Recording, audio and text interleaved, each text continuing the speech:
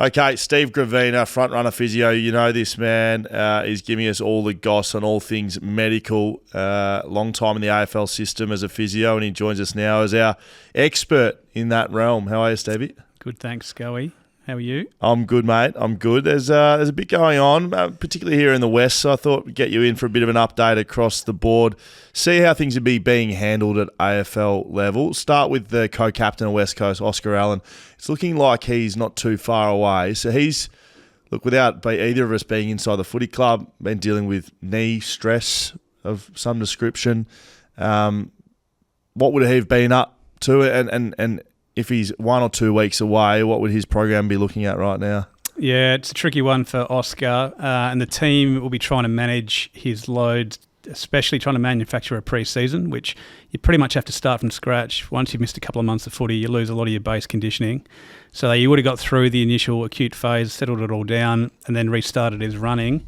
But the hard part is training loads during a season are nowhere near the same as a pre-season loading program. So he's going to have to do a lot extra than what the group's doing. And without game conditioning under his belt, it's a challenge for that fitness team to build that up. Unfortunately, there's obviously a bye for the waffle team as well next week. It could have been a great opportunity to sort of bring him back through the waffle next week when there's no game to get him in after the bye. Would they still consider that, do you think? You would. You would. There's always the risk with the higher profile guys who are just such a valuable asset for the club and putting them in at the lower level and the risk of injury. Why is that risk higher at waffle level? I've always found this very intriguing. We've seen it with Nick Nananui. Don't roll the Ferrari around in the dirt tracks. Yeah. But why is it more likely you're going to get injured at waffle level? No, there's no higher risk of getting injured at the waffle level. I think it's the perception of getting injured playing at that level. Why would you waste your valuable assets then? I think from a medical point of view, it's ideal. Bring him back, and you'd bring him back for a few more games if you had the luxury. Right. Because it is slightly less intense, the minutes are slightly less, and you can control the rotations a lot more. Right. So, best practice, Oscar would play a few games in the waffle, but how valuable he is to the team, you'd assume he's going to be coming back through the AFL as soon as he's ready. I went down to training and noted that he was quite large. Not speaking about Oscar specifically, but players that have been in rehab for a long time, especially ones with lower leg stuff, where you're managing your load from a running perspective, but you can get in the gym. Yeah. Is that something that needs to be watched for guys that can put on weight easily? Yeah. And I'm assuming it's healthy weight. He looked very good. Yeah.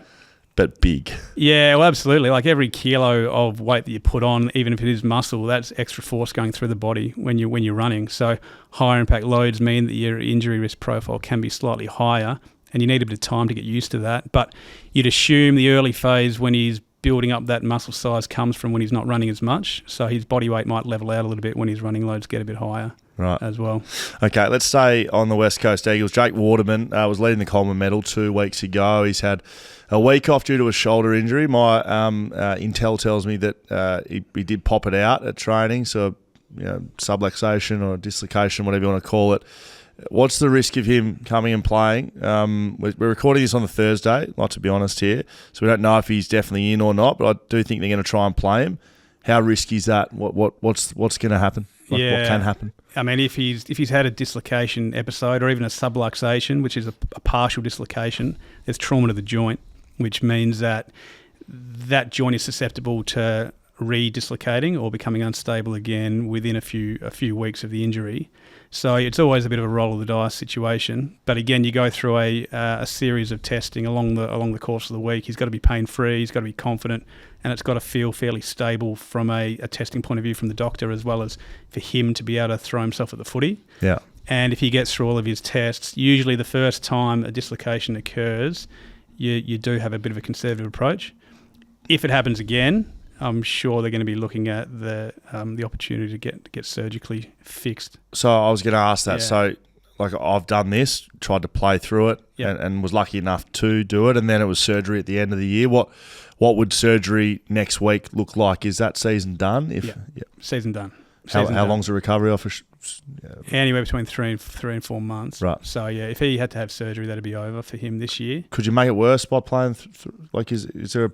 I always thought that with shoulders, you got to give it a crack because if you're going to get surgery anyway, you may as well see if it can hold up. Yeah, I mean, you can see if you can function through. If it becomes more recurrent though, and then it starts to dislocate more easily, more frequently, then you're not much use out there anyway, because a couple of little knocks will mean that you can't, you're sore and you can't function.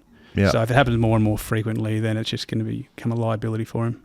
Interesting one this week with Jack Hutchinson coming into the squad. He's been drafted out of Victoria. He's played one game in the waffle, kicked 5, so good game. You'd be happy with that as a former star in the amateur leagues here in Perth. How many grand finals do you win?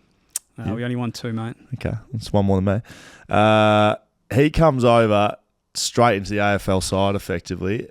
Is there any, I'm sure you're going to say there is a risk, but what do you have to look out for with a play like that, not being in the program and coming straight into an AFL game?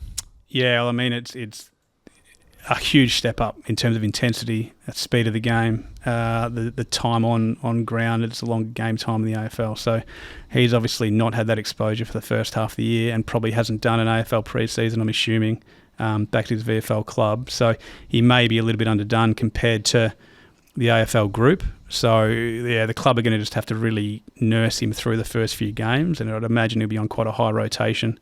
And, I mean, the bye next week comes at a good opportunity for him to see and test sort of where he's at from a fitness point of view. And if he's way off the mark, then he may need a bit more time at the waffle. Yep. But if he can compete, then they'll try and build a bit more fitness over the next few weeks. That's a good point with the bye. I want to finish with this one. Collingwood's injury list right now is significant, like biggest in the league.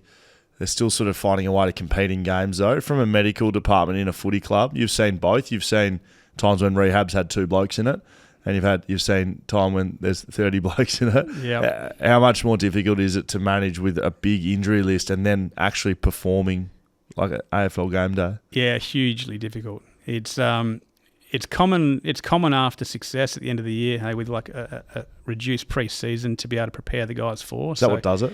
Well, yeah, a lot of the time you typically see the Premier having a higher rate of injuries throughout the year, the following year. Usually there's a lot of guys that are carried all the way to the line for that grand final, that finals campaign. Then there's post-season surgeries, and so there's a delayed start to the pre-season. Then you're rushing back for round 1. And then, again, the compromised pre-season means that a lot of the time your injury list goes up pretty quickly. Right. Once you've got that high number of injuries, it's really hard to manage, because you've got guys coming back at different stages week in, week out. Training group numbers are down because guys are in rehab or on modified programming. So it's hard as a group to get better performance-wise and fitness-wise. But then it's also hard to manage the guys coming in and out. Is that why it's so difficult? Well, it can be difficult to go back to back. You got to manage the squad as much as your talent and your game style and your coaching. Yeah. From a medical perspective, like, you need the players on the park. Oh, exactly. It's such a brutal game that you get through, a 23-round season plus a month finals campaign. Rarely will guys get through without carrying some kind of niggle, and so there needs a bit of time for these guys to get over it. And so it takes a pretty special team to be able to go back to back or beyond. Steve Gravina from FrontRunnner Physio. I'm going to let you go, but before you do, are you preparing for a bit of a... I'm doing Kokoda at the end of the year, and I haven't started my training yet. You've got a bit of a hike coming up. Yeah, I do. 3 weeks, I'm heading to Borneo. Right. Doing something called the Sandakan Death March, which That's is... when they cut through a lot of big mountains, didn't they, to make that... Yeah. Train So line? there was a... No. Sandakan, That was a Burmese railway. Right. So basically, there was a prisoner of war camp on the east coast of Borneo, northern Borneo in Sandakan, and the Australian and British prisoners of war had to march 250 k's across the island to get to the other side. Right. 2,500 started and 7 survived. Wow. It's a pretty harrowing story. So heading over with a few guys, and we're going to retrace those steps, which will be pretty special. You've been training? Training a little bit. Back in Kings Park with the boots and the pack, and trying to get some time on feet. Good. Well, if you want to catch Stevie, you can catch him at FrontRunner Physio or maybe in the mountains of Kings Park somewhere. Thanks for joining us today, mate. Thanks, Guy.